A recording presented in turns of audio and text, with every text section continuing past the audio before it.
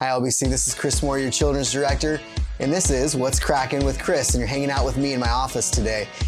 We got a couple things we want to share with you about what's going on at church. And the first thing is celebrating Advent together as a family with the church body.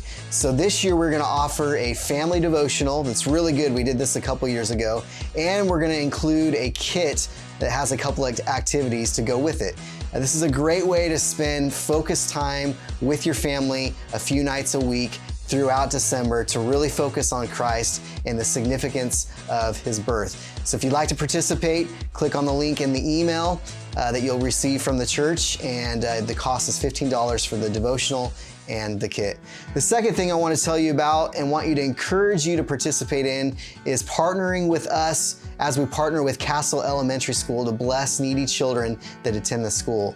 And so what we do every year is we have families adopt a child to provide clothes and a Christmas gift for that child. And the way we're gonna do it this year is we're gonna have you register, and then we're gonna link you with a child, or if you'd like to serve and bless more than one child, you can do that. So click on the link as well in the email to get signed up for that. And the third thing is we're gonna do child dedications on December 13th.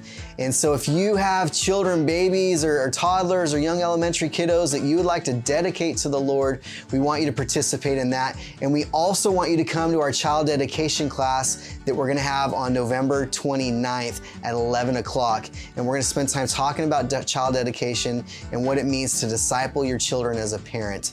So please sign up for that. That link is in your email as well. And finally, this Sunday, we are gonna be in Daniel chapter 2. So I'd encourage you, read that chapter before coming to church, and then enjoy the sermon that Eric has for us this Sunday. Have a great rest of your week and weekend, and we will see you at church on Sunday.